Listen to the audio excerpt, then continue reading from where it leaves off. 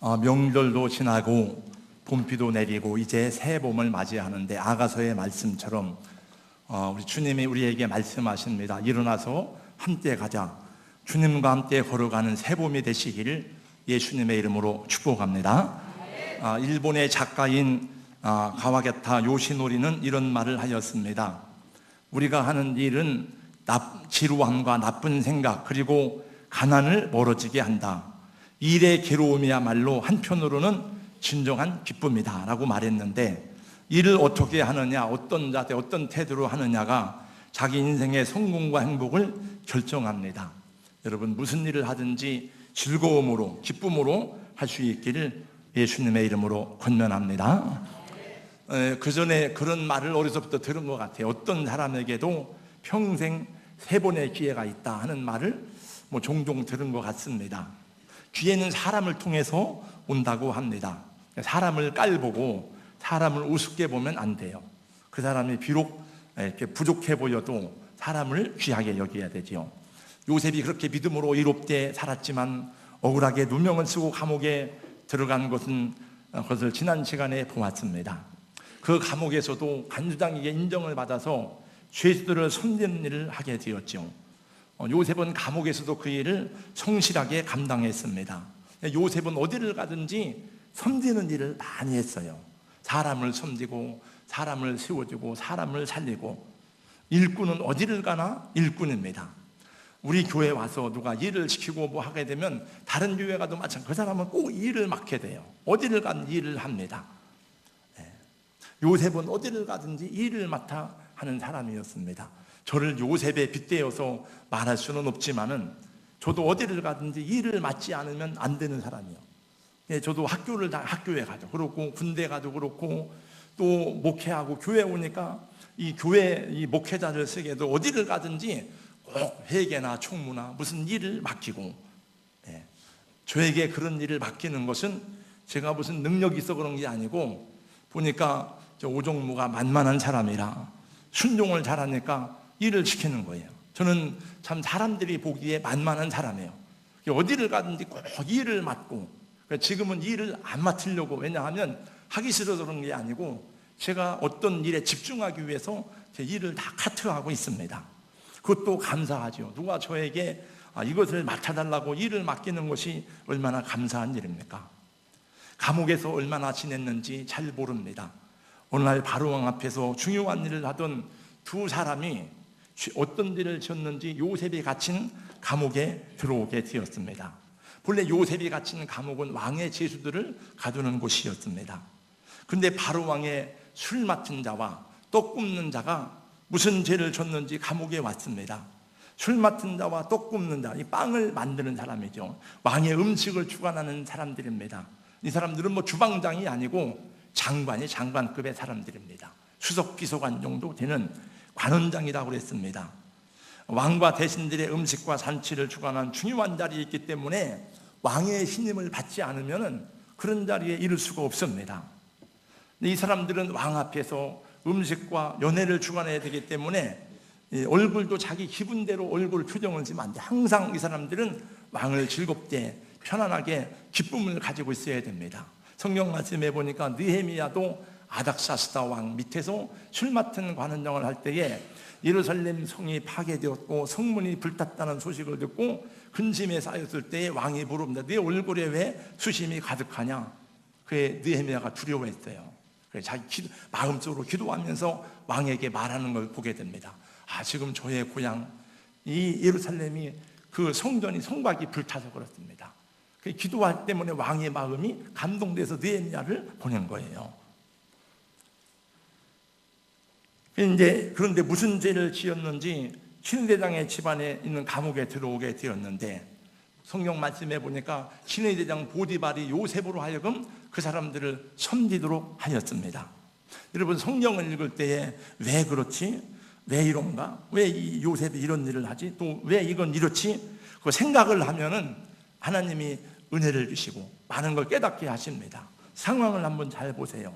왜 보디발이 자기 아내를 겁탈하려고 했던 이 요셉에게 이 사람들을 섬기라고 했을까? 첫째는 이 사람들이 상당히 중요한 인물이기 때문에 그랬습니다. 그들이 비록 감옥에 와 있지만 보통 권세를 가진 사람들이 아니고 언제 왕의 신임을 받을지 모르기 때문에 보디발도 생각하기를 그들과 좋은 관계를 유지하기 위해서 요셉을 통해서 그들을 섬기라고 한 것입니다. 근데 왜 또 다른 사람이 아니라 요셉에게 이 사람들을 섬기라고 했을까? 그것은 이 사람들을 섬기기에 요셉보다도 적절한 사람이 없을 것이라고 보디발은 생각했기 때문에 그렇습니다. 그러니까 보디발은 사실은 요셉을 아직까지도 신임하고 있다는 것을 알 수가 있습니다. 그래서 요셉이 감옥에서 바로의 신하 중에 2명의 중요한 사람을 만나게 됩니다. 감옥이기 때문에 요셉이 이 사람들을 만난 것이지, 그렇지 않으면 요셉이 이 사람들을 만날 수가 없습니다. 기다리는 중에 하나님의 때가 옵니다. 우연히 보디발의 집에 팔려가고, 우연히 또 억울하게 누명을 쓰고 감옥에 가고, 우연히 술 맡은 관원장과 떡 굽는 관원장을 만나고, 또 우연히, 하나도 그건 우연이 아닙니다. 다 하나님의 섭리 가운데 있는 것이었습니다. 여러분, 우리의 만남도 하나도 우연이 아니고 하나님의 필연과 섭리 가운데 있습니다. 하나님의 계획 속에 있고 하나님의 섭리 안에서 여러분이 여러분의 가족들을 만나고 주의 종들을 만나고 교우들을 만나게 되는 줄로 믿습니다. 요셉이 그들을 잘 섬겼습니다. 어떻게 섬겼느냐? 마음을 다해서, 성심을 다해서, 최선을 다해서 섬겼습니다. 어떻게 알 수 있습니까? 성경을 자세히 읽어보세요. 그럼 그 요셉이 어떻게 섬기는지가 다 눈으로 보여질 수 있습니다. 요셉은 다른 사람들의 필요에 민감하였습니다. 요셉은 누구를 만나든지 한결같았습니다. 위로하고 격려하는 사람이 되는 모습을 봅니다. 섬기는 자에게 기회가 오는 것을 믿으시기 바랍니다. 오늘날 아침에 요셉이 문안 인사를 하러 가서 보니까 그들의 얼굴에 수심이 가득하였습니다. 요셉이 물었습니다. 어찌하여 아침에 근심빛이 있습니까? 무슨 걱정이라도 있습니까? 이 술 맡은 관원장과 떡 굽는 관원장이 감옥에 왔다는 것은 무엇인가 왕의 안위와 직결된 심각한 문제가 아니고는 올 수가 없는 사람들입니다. 그래서 하루하루를 초조한 마음으로 보내는데, 이게 죽을까 살까 보내는데, 그런데 꿈을 꾸었는데 그 꿈이 너무나 생생한 꿈이라 자기들의 안위와 관련된 꿈이라고 하는 것을 이 사람들도 알게 되었는데, 근데 꿈을 해석할 길이 없는 거예요. 8절 말씀해 보니까 우리가 꿈을 꾸었으나 해석할 자가 없다. 그러니 근심이 되지 않을 수 없구나. 지푸라기라도 잡고 싶은 심령으로 요셉에게 그 말을 하였습니다. 요셉이 감옥 안에서 상담자가 된 거예요. 카운슬러가 된 거예요. 요셉이 대답하였습니다. 8절 말씀해 보니까 해석은 하나님 때 있지 아니하니까. 이 세상에는 해석이 안 되는 문제들이 너무너무 많아요. 하는 일마다 안 되고 앞뒤가 꽉 막히고 답답하고 근심된 일이 많습니다. 저도 이게 나이 50이 넘어가지고 자꾸 이 공부하고 싶은 마음이 계속 지금도 생기는데 책을 많이 보고 하지만은 이 세상을 볼 때 해석이 안 되는 게 참 많아, 목사지만. 또 저는 저의 모든 관심이 성도들에게 있는데, 우리 성도들의 삶을 볼 때도 감사하다, 찬양하다, 간증할 만한 성도들도 많이 있지만은 왜 그 삶이 이렇게 되었는지 해석이 안 되는 것이 많아요. 그래서 하나님께 기도하고 묻고 하나님을 의지할 수밖에 없고, 그 사람들은 답답하기 때문에 무당을 찾아가고 점쟁이를 찾아가고 신접한 자들을 찾아다니고 어디 뭐 시원한 답이 없을까? 용하다는 사람들을 계속 찾아갑니다. 그 점 치는 사람들은요, 더 용한 사람을 계속 찾아가고 그 소리가 들려요. 다 어딘지 찾아가요. 근데 요셉은 말합니다. 해석은 하나님 때 있지 아니하니까. 한번 저를 따라서 해주세요. 해석은 하나님 때 있습니다. 사랑하는 성도 여러분, 해답은 하나님 때 있음을 믿으시기 바랍니다. 우리 문제의 진정한 답은 전능하신 하나님, 구원자 하나님께 있음을 믿으시고 그 하나님께 기도하며 부르시고 하나님께 전적으로 신뢰하고 의지하시기를 예수님의 이름으로 축원합니다. 하나님은 은나와라 뚝딱 금나와라 요술망망이처럼 막 그런 게 아니에요. 하나님께는 금방 답이 나오는 게 아니에요. 점쟁이 찾아가면 금방 답이 나옵니다. 다. 네. 그렇잖아요? 시원한 거예요. 이렇게. 여러분 보세요. 비록 요셉이 자기 문제도 해결받지 못하고 자기도 감옥에 있는 희망 없는 세월을 보내는 처지에 누구의 문제를 상담해주고 누구한테 해석은 하나님께 있지 아니하니까라고 말할 수 있겠습니까? 그러나 자기의 처지가 그럴지라도 하나님의 거룩함을, 하나님의 경건함을, 하나님의 영광을 드러낼 수 있는 사람이 진실한 크리스찬입니다. 여러분 전도를 많이 하는 사람 가운데 내가 꼭 잘되고 성공해서 전도를 많이 하는 것만 아니에요. 어떤 노점상 아주머니는 전도를 많이 했어요. 자기가 생각할 때 내가 노점상을 하면서 무슨 전도를 하나 싶은 생각을 할지도 모르지만, 그러나 자기는 그 일을 행복하게 생각하고 열심히 하는 가운데 사람들을 전도할 때 사람들이 또 우리가 생각하는 거하고 모르는 다른 하나님의 아름다운 모습을 볼 수 있는 것입니다. 그러므로 믿음의 사람들은 어떤 환경에서도 포기하거나 낙심하지 말고 하나님을 신뢰하고 의지하는 것을 기억하시기 바랍니다. 그것이 요셉의 모습이고 저와 여러분의 모습이어야 할 줄로 믿습니다. 작년에 우리 교회에 전도된 사람 가운데 굉장히 어려운 가정에 한 사람이 있었습니다. 너무너무 치들고 막 가정 가면 맨날 폭력과 막 술과 막 이런 거, 삶도 엉망이고 먹을 것도 없고. 그래서 우리가 좀 도와주기도 하고 전도사님이 가서 기도해주고 믿음을 이끌어주는 가운데 참 애를 썼는데 또 전도사님이 자주 찾아가고 막 그래요. 하면 가서 또 다 뭐 이렇게 정리도 해주고. 근데 얼마 전에 잘 안 보이길래 물어봤습니다. 왜 그분이 잘 안 보이나 했더니 전사님의 신방을 갔더니 하도 답답해서 점쟁이를 찾아가서 춤을 치고 왔다는 거예요. 그래 해결된 게 뭐 있습니까? 이렇게 물어보니까 그래도 쪽집게 같이 다 알아맞추니까 시원하더라는 거예요. 그래요. 여러분 귀신은 지나간 과거를 쪽집게처럼 다 알아맞춥니다. 그러나 하나님은 과거를 묻지 않으십니다. 하나님은 미래에 대한 비전과 희망을 주십니다. 제가 물론 우리가 잘 돌봐야 되지만 믿음이 없는 사람이니까 신방 가지 마세요. 두 마음을 품어 정함이 없는 자로다 야고보서에 말씀했어요.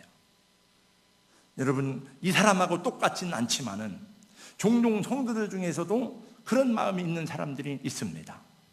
여기 가면 해답을 얻을 수 있을까? 여기 가면 답을 얻을 수 있을까? 예수님 믿고 교회 직분자가 되어서 점칠 수는 없으니까, 무당 찾아갈 수 없으니까 예언기도 한다는 은사자들을 찾아가서 여기 갔다 저기 갔다 하는 사람들도 있습니다. 이런 사람들은 교회 생활을 안정적으로 하기가 어렵습니다. 교회도 여기 갔다 저기 갔다 합니다. 그러다가 이단에 빠지고 영적으로 잘못되는 사람들이 적지 않습니다. 여러분 하나님 앞에 하나님은 만만한 분이 아니에요. 여러분 하나님은 이렇게 간단한 단순한 분이 아니에요. 사람은 속을 수 있지만 하나님은 다 심장과 폐부를 감찰하십니다. 마음을 오로지 하여 주님을 바라볼 수 있기를 예수님의 이름으로 축원합니다. 미래에 대한 예측을 확실하게 할 수 있고 알 수 있는 분은 하나님 외에는 아무도 없습니다. 이 세상에 미래를 연구하고 미래를 예측하고 또 미래를 예언하는 사람들이 많이 있습니다. 이름하여 미래학자들입니다. 호만칸이나 이런 유명한 미래학자들이 많이 있습니다만 한국에서도 최근에 아시아에서 최초로 전문 미래학자가 나왔습니다. 최윤식 박사입니다. 미국의 권위 있는 미래학 최고과정인 휴스턴 대학에서 미래학부 전공으로 아시아인으로서는 최초의 학위를 받았습니다. 2030년 부의 미래 지도를 비롯해서 많은 책을 써서 이분이 베스트셀러가 되었습니다. 이 사람의 또 다른 직업은 목사입니다. 그 제가 이분을 잘 알아요. 목사이기 때문에 대전에도 몇 번 왔습니다. 이분은 소망과 사랑의 교회를 담임하고 있습니다. 이분이 쓴 최근에 한국교회에 잃어버린 10년이 다가온다는 그 글 속에서 한국교회는 이 침체의 늪에 빠져서 계속 허우적거릴 것인가 돌파할 것인가, 이 문제를 이분이 계속 교회를 향해서 제기하고 다녀요.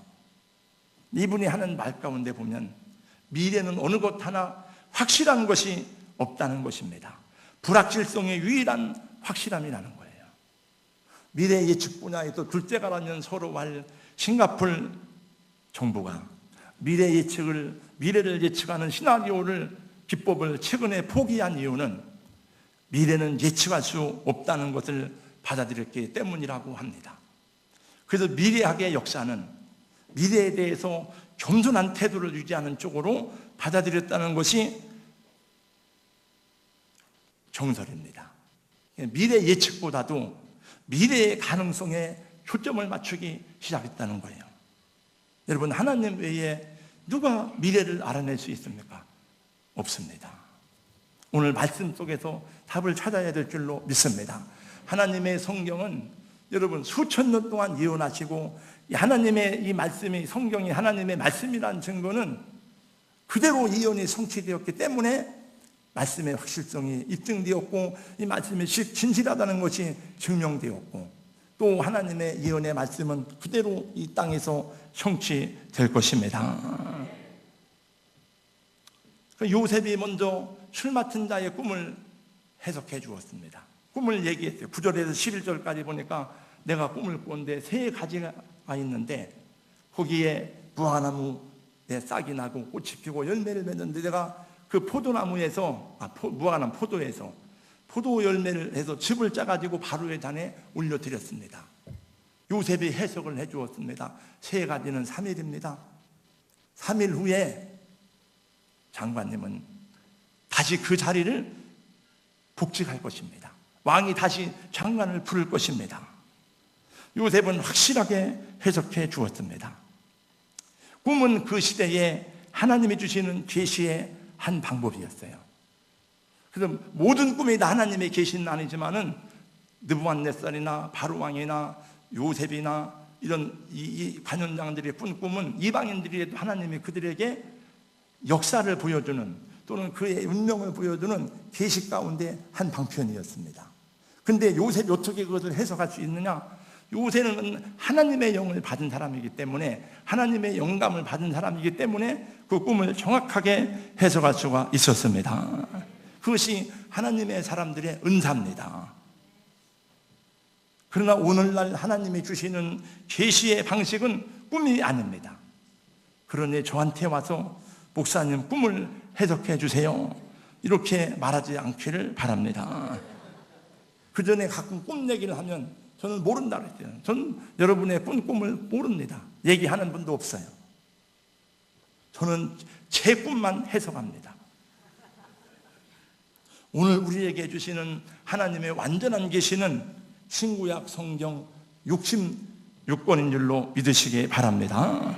그래서 저는 기도합니다. 하나님, 이 계시의 말씀을 어떻게 이 시대의 성도들에게 바르게 풀어서 해석하고, 저들이 어떻게 이 하나님의 말씀을 바르게 묵상하고 이 말씀을 적용해서 승리하고 성공적인 삶을 살 것인지 저에게 가르쳐 주세요. 저를 깨우쳐 주세요. 영감을 주세요. 이렇게 여러분 간절히 기도하고 있습니다. 또 저는 성경 해석학을 학교에서 가르치기 때문에 제가 가르치는 그 텍스트는, 올바른 교수는 최고의 텍스트를 사용해요. 자기가 쓴 책이 아니에요. 그 버나드 램이라고 하는 개혁주의 최고의 해석학자입니다. 그 책을 저도 가르쳐야 되기 때문에 공부하고 연구하고 몇 번이나 읽어봤습니다. 그러니까 최소한도 기본적인 틀에서 제가 잘못되진 않습니다. 그래서 하나님이 그때그때마다 이 말씀을 어떻게 전할 것인가 고민하다가도 펜을 잡고 말씀을 준비하다 보면 하나님이 제 속에 막 어떤 은혜와 생각을 계속 연달아 주세요. 계속. 그리고 또 어디를 가든지 전해야 될 말씀이 생각나게 하시는 것을 경험합니다. 그 이제 술 맡은 관원장이 꿈이 정말 좋은 것을 보고 떡 굽는 장관이 자기의 꿈도 얘기했습니다. 내 꿈은 이런 꿈이다. 근데 그 꿈을 들어보니까 요셉은 그 꿈을 해석해 주기가 어려운 꿈이었습니다. 왜냐하면 그건 그 사람이 3일 후에 죽는 꿈이었습니다. 여러분, 어떻게 그 사람이 죽는다는 말을 해석해 줄 수가 있어요? 그러나 요셉은 꿈을 그대로 해석해 주었습니다. 요셉의 모습이 너무나 진지하기 때문에 해석이 안 좋은 것 같지만 어떻게 할 수가 없었어요. 이것도 하나님이 주신 사명이었던 것입니다. 여러분, 좋은 얘기, 축복의 얘기만 할 수 있는 것이 아닙니다. 죽음에 대한 경고도 말할 수 있어야 돼요. 외국에서는 얘기한답니다. 의사들이 얼마 동안 남아있으니까 이제는 죽음을 준비하시고 생을 정리하십시오. 우리나라는 대부분 이제 곧 죽어가는데도 괜찮습니다. 건강해 주세요. 주의 종들이 가서 기도할 때도 죽음을 준비하라고 하기보다는 자꾸 살려달라고 기도를 하는데, 다 죽어가는 분 보고 자꾸 살려달라고 기도하면 어떻게 되겠어요? 잘 모르겠습니다. 또 이런 생각이 났어요. 요셉이 이 사람을 살리고 죽이는 권한은 없지만은 전도는 할 수 있잖아요. 여러분, 다니엘이 이방인들에게 전도를 많이 했잖아요. 그 당시에도 하나님을 믿으면 누구든지 다 구원을 받았습니다. 예수님의 족보에 이방 여인의 4명이 나온 이유가 뭡니까? 다말, 나합, 다 이방인들이에요.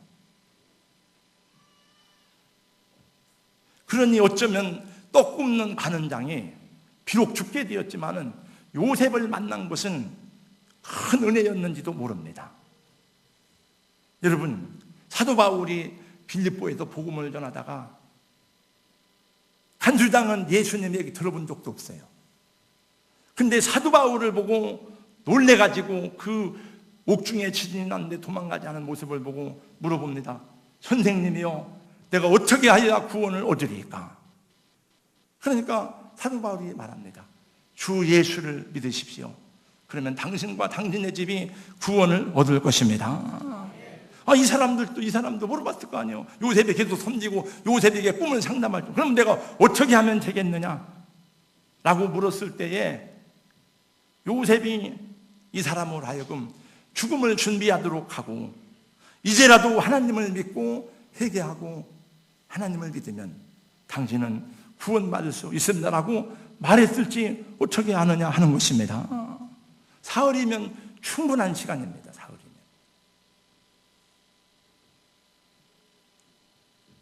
그러므로 요셉처럼 비록 흉한 내석이라도 바르게 해주면 살리는 역사가 있을 수도 있습니다. 거짓 선지자들은 항상 좋은 얘기만 해요. 항상 달콤한 얘기만 합니다. 여러분, 열왕기상 22장 말씀을 보세요. 이스라엘의 악한 왕, 우상 숭배자, 저주받은 왕 아합이 거짓 예언자 400명을 거느리고 있었습니다. 대표적인 사람이 시드기야입니다. 이 사람들은 항상 좋은 말만 해주는 사람이에요. 잘 될 것입니다. 괜찮습니다. 평안할 것입니다. 하나님이 함께 하십니다. 하나님이 복을 주십니다. 계속 거짓 예언자들입니다. 여호사밧 왕이 얼마나 훌륭한 왕인지, 다윗과 같은 왕인데 한 가지 잘못한 게 우상 숭배하는 이 아합의 가문과 사돈을 맺은 거예요. 그래서 아합에게 코가 끌려가지고 올라왔어요. 우리가 함께 아람 나라를 치러 갑시다. 그래서 여호사밧이 물었습니다. 선지자들한테 물어보자 했더니 그 예언한 데 보니까 여호사밧이 보니까 그게 마음에 안 들어. 그러니까 이 외에 우리가 다른 물을 만한 선지자가 없습니까? 그랬더니 하나가 있긴 있는데 그 사람은 항상 나한테 불길한 예언만 합니다. 어디 있습니까? 감옥에 있습니다. 데려오세요. 데려와서 그 예언자가 미가야예요. 미가야는 이렇게 말합니다. 나는 하나님의 말씀만을 전하겠습니다. 왕이 올라가면 죽습니다. 그러니까 왕이 뭐라고 해요? 저놈을 내가 평안하게 돌아올 때까지 고생의 떡과 고생의 물로 먹여라. 감옥에 가두고. 그 감옥에 가뒀어요. 사실은 아합도 다 알아요. 누가 참 선지자고 누가 가짜인지 알아요, 몰라요? 다 알아요. 왜? 그 다음에 행동해 보면 알아. 그 미가야의 말을 듣고 내가 이게 가면 죽는 길이구나. 다 알아요. 그럼 안 가야죠. 가니까 자기는 변장해서 가. 여호사밧에게 왕복을 입혀놓고 자기는 뭐라고 하는 겁니다. 나는 저 병사들 틈에 들어가서 전쟁에 앞장서겠습니다. 그리고 평복으로 가라 이거예요. 병사들 복으로. 그 전 나란나라고 전쟁, 나란나란 시리아예요. 시리아는 옛날부터 굉장히 강한 나라입니다. 지금도 사실은 시리아가 굉장히 강한 나라인데 내전 때문에 지금 나라가 엉망이 됐죠, 이게. 네. 저격수들이 활을 쏘는데 계속 여호사밧에만 쏘는 거예요, 여호사밧한테만. 여호사밧가 막 허름한 날 살려라고 도망가요. 근데 그때 마침 한 아람 나라 병사가 무심코 화살을 쏘았는데 슈 해가지고 화살이 날라와서 아방에 갑옷 솔기 사이로 들어가서 심장에 박혔어요. 그래서 그 전쟁에서 죽고 개들이 그 피를 핥아먹는 장면이 나옵니다. 거짓 선지자들의 말은 달콤하고 듣기 좋습니다. 그러나 늘 단 것만 먹으면 자기도 모르는 사이에 이빨이 다 썩고 망합니다. 사람들은 그 말이 안 좋아도 좋은 말을 해주는 말을 좋아해요. 참말을 해주면 그 말이 맞아도 싫어해요. 그래서 저도 참말 하는 게 두려워요. 도망갈까 봐. 네. 그렇다고 뭐 제가 거짓 선지자는 아닙니다. 제가 이번에 저기 처갓집 갔는데 저 장모님 둘이 앉아서 한참 얘기를 했는데 저 집안 내력을 다 모르죠. 자기 아버지 얘기를 하시더라고요. 그 아버지가 그렇게 핍박하고 반대하다가 마지막에 예수 믿고 했는데 그 마지막에 믿고 해서 구원을 받은 궁금했는데 하나님이 꿈에 사탄이 와서 그러래요. 그 아버지죠, 이제 우리 제 외할아버지죠. 이제 내가 너하고 법적으로는 이혼을 했지만은 평생 같이 살았더니 못 가겠다. 며칠 있다 떠나겠다. 그래서 그랬대요. 딸이죠, 이제 저희 장모님이. 법적으로 이혼했으면 가지 왜 여기 있나요? 가라고 빨리. 둘이 싸우다가 있더니 가시라고 통장 끝났으니까 울면서 막 가더래요. 이제 그리고 났는데 그 아버지가 코스모스가 막 펴있는 호수에서 맑은 물로 목욕을 하고 그리고 흰 옷을 입고 천사들의 손에 올려 들어가면서 그 모습을 이제 얘기하면서 하나님이 이렇게 자기들이 의문을 가졌다는 거죠. 아버지가 과연 이렇게 핍박을 하고 마지막에 예수를 믿었는데 구원 받았을까? 근데 하나님이 그걸 분명하게 보여주었다는 거예요. 사탄은 끝까지 안 놀라고 그래요. 저희 작은 아버지 구원할 때도 그거 안 놉니다. 이렇게 평생 같이 살았는데 하나님 백성이 아닌데 이게.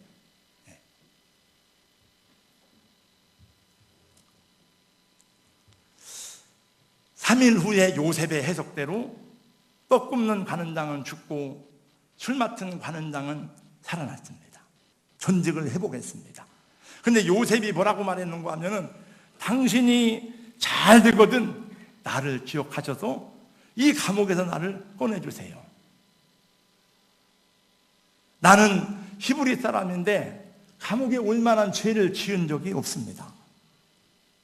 노예 한 사람 꺼내주는 거야 뭐 어렵지 않잖아요.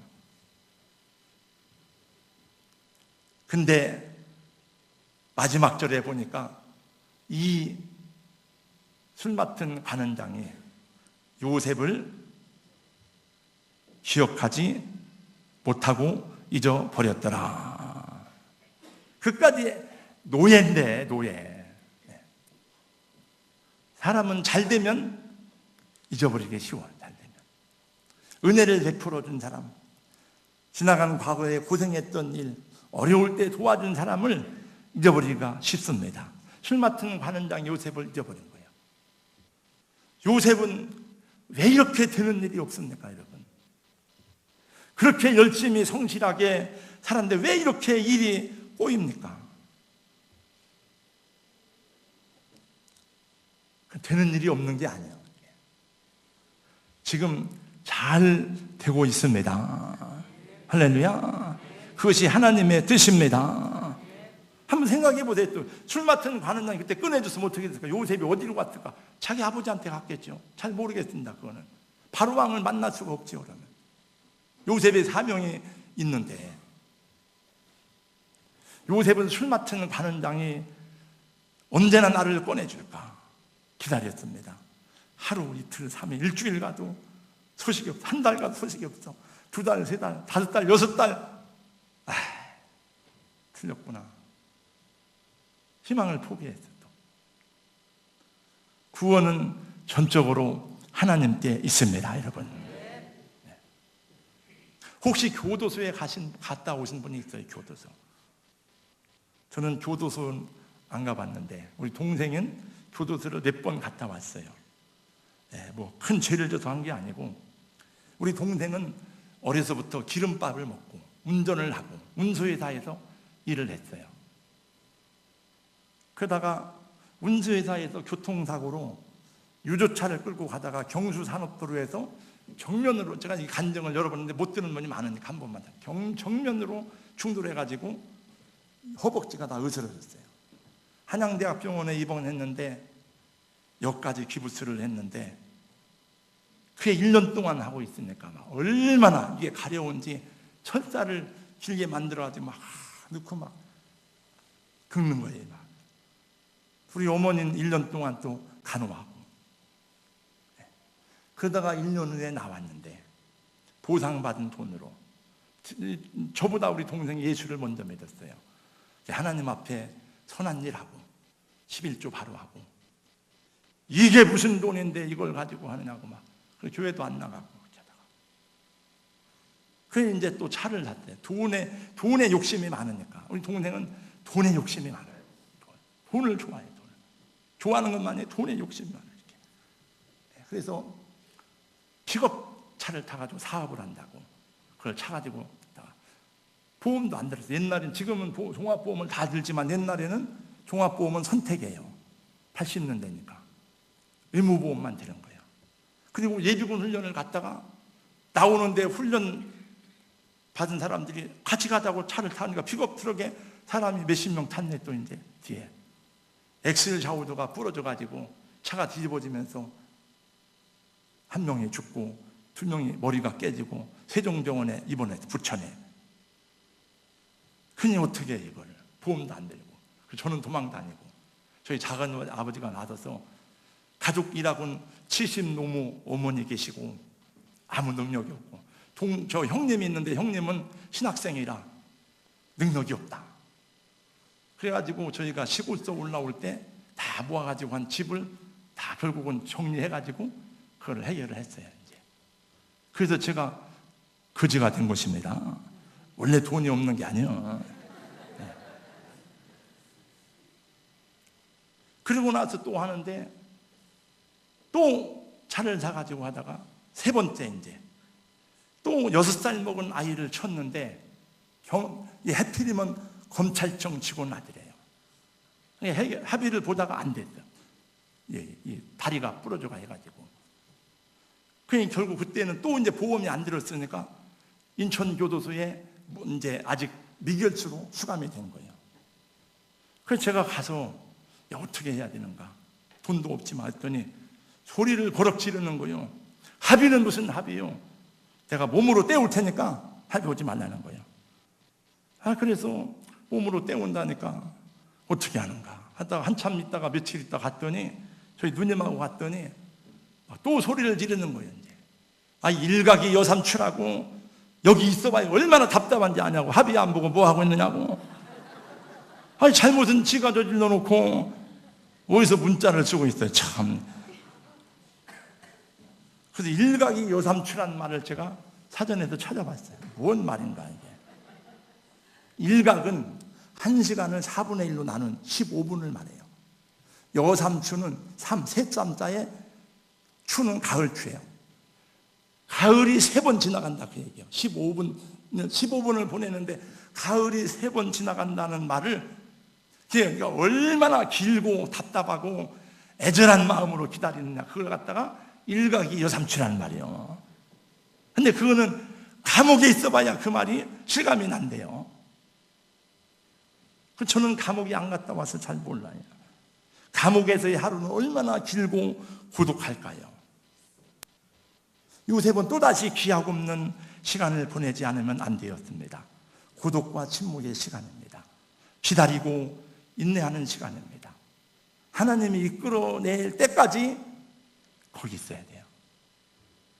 우리 사랑하는 성도 여러분, 때때로 잘 참고 기다리는 것이 하나님의 일임을 기억하시기 바랍니다.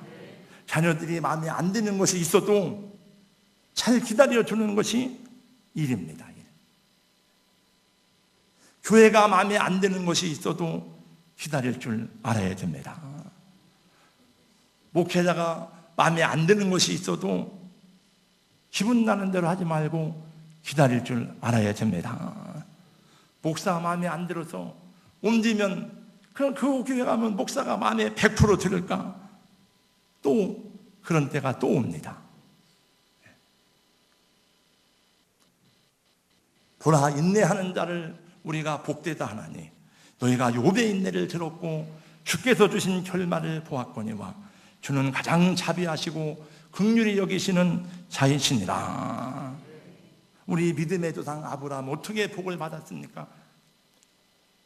내가 반드시 너를 복주고 복주며 너를 번성케 하고 번성케 하리라 하였더니 저가 이같이 오래 참아 약속을 기업으로 받았느니라.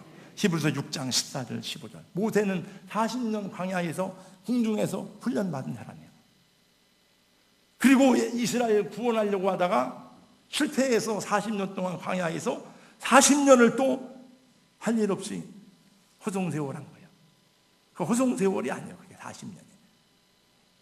기다리고 인내하는 걸 배운 거예요. 모세가 만약에 40살에 목사가 돼서 그 백성들 이끌고 갔으면 백성들 수도 없이 때려 죽었을 거야. 모세가 그런 사람 아니에요? 그런데 모세가 40년 동안 이 시냇물도 오랫동안 물에 깎이면 동물동원하는 것처럼 모세는 무슨 일만 생기면 가서 하나님 앞에 엎드려 기도하는 거예요. 다 이렇게. 백성들하고 싸우지 않았어요. 원망하지 않았어요. 그래서 그 백성들을 인도해 주셨던 거예요. 요셉은 해석을 잘하는 사람이에요. 해석을. 여러분, 우리도 우리 인생을 해석을 잘해야 됩니다. 할렐루야. 요셉은 세상 역사를 해석하는 사람이에요. 그래서 요셉이 바로왕에게 어떻게 에집트와 그 사람들을 다 그 세계를 살려야 되는지 알았어요. 요셉은. 나중에 총리가 되어서 형님들을 만났을 때에도 요셉이 뭐라고 말합니까? 형님들 그거 보세요. 내가 뭐라고 했습니까? 내가 달과 별이 와도 초라하고 그 옛날에 나를 우습게 보더니 보세요. 이렇게 되지 않았습니까? 그런 말이라도 한번 해야 되잖아요. 그런 말은 하나도 없어요. 형님들, 나를 요새 파는 것을 걱정하지 마세요. 형님들이 한 일이 아니라 하나님의 이 때를 알고 나를 먼저 이곳에 보내줘서 형님들을 구원하려고 하신 것입니다. 어떻게 그런 말을 하냐고요. 여러분, 우리도 우리 인생 문제의 답이 하나님께 있음을 알고 해석을 잘해야 될 줄로 믿습니다. 하나님의 말씀으로 우리 인생에 해석되어지는 은혜가 있도록 순종해야 될 줄로 믿습니다. 그래서 해석이 안 돼, 이게 앞뒤가 이렇게 순종을 안 하기 때문에 하나님에 의해서 해석될 수 있도록 기도하는 은혜가 있기를 주님의 이름으로 축원합니다. 하나님이 여기까지 인도하셨다고 간증할 수 있도록 잘 기다리고 인내할 줄 아는 사람이 되시기를 예수님 이름으로 축복합니다. 그리고 더 중요한 거 마칩니다. 작은 일, 쉬운 일, 할 수 있는 일부터 먼저 성실하게 하세요. 시간을 지키고 자리에 앉고 작은 일부터 어떤 모임에 참여하고 큰 일을 하려고 하지 말고 할 수 있는 일을 하면 큰 일도 하나님이 맡겨주실 줄로 믿습니다. 하나님 아버지 감사합니다. 부족한 용과 우리 귀한 성도님들 하나님 사랑의 나라로 우리를 인도하시고 우리 이름을 영원한 생명록에 기록하여 주심으로 구원받은 주님의 자녀가 되었사오니 아버지 구원에 합당한 삶을 살아가는 하나님의 자녀들이 되게 하여 주시옵소서. 세상 삶이 고달프고 피곤하고 또 해석되지 않는 일이 많지만은 우리 하나님의 말씀으로 해석되어지도록 겸손히 순종하는 주님의 자녀들이 되게 하여 주시옵소서. 환경에 대해서 사람들에 대해서 잘 참고 기다릴 줄 아는 성도들과 주의 종들이 되게 하여 주시옵소서. 작은 일부터 할 수 있는 일부터 겸손히 기쁨으로 감당하는 종들이 되게 하여 주시옵소서. 예수님 이름으로 기도하옵나이다. 아멘.